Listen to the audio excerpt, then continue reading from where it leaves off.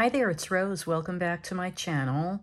Today I'm doing something a little different from my crafting videos. I'm jumping in on an open collab that's called #ThursdayBookTube. Now, this collab is hosted by Patty at Life with Patty and Daphne from My Mountain Home and Kitchen. And I will, of course, link those ladies below. They've been doing this collab for quite a while, and it's really fun because you just share anything that you would like to about books. So that means you can do a book haul, you can show your bookshelf, you can do what you're reading, what you found in the bookstore, you can use coloring books, you can use any type of book, and just share it on Thursday with that hashtag.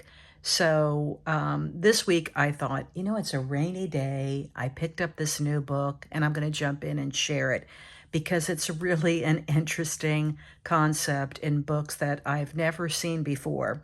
I like mysteries. I like, if you've been following me for a while, I'm a Columbo fan, and I like kind of a good Agatha Christie mystery.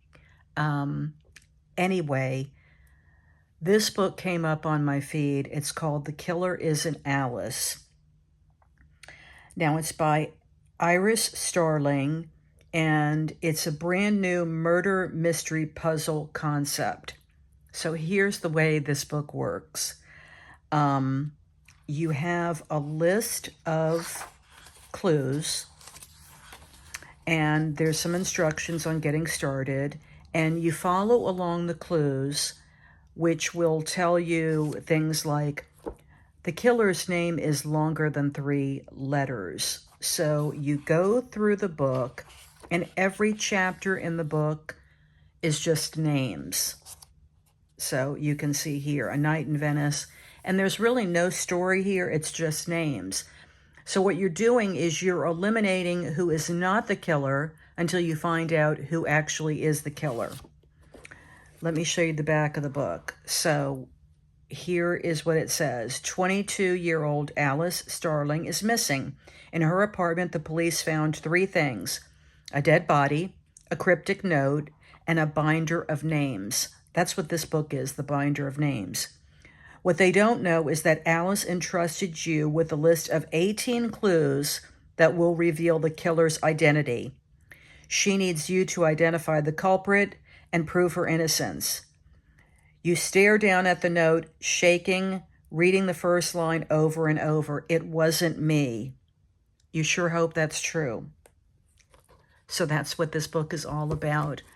I am so excited to jump in, read the clues, and start eliminating the names until I can find out who the killer is. What an interesting concept for a book.